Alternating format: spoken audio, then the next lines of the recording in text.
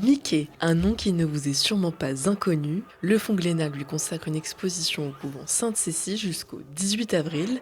Mais que fait ce personnage mondialement connu à Grenoble? Vous êtes ici au siège social de la maison d'édition Glénat et Jacques Glénat, le fondateur, quand il était petit, sa grand-mère l'avait abonné au journal de Mickey.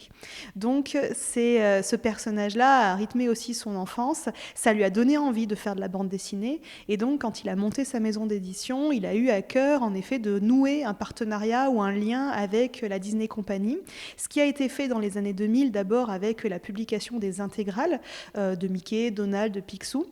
Donc on est pour la France en tout cas l'éditeur de ces intégrales-là qu'on peut retrouver en librairie. Sur place, 3 espaces distincts, le cinéma, les objets dérivés et le papier, avec des pièces venant à 90% de collections privées, pour certaines exposées pour la première fois.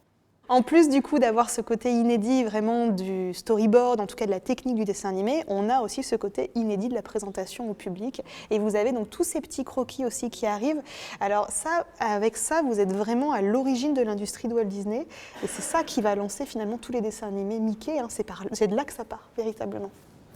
Un lieu qui a de quoi remémorer des souvenirs. Mickey, c'est l'enfance aussi, le jeu, la découverte, les personnages un peu extraordinaires.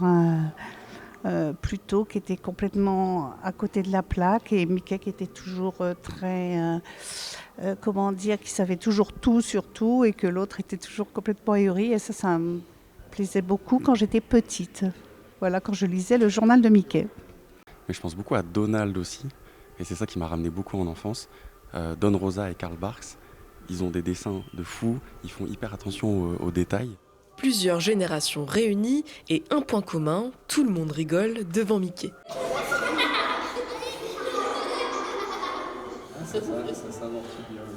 Et ce n'est pas près de s'arrêter.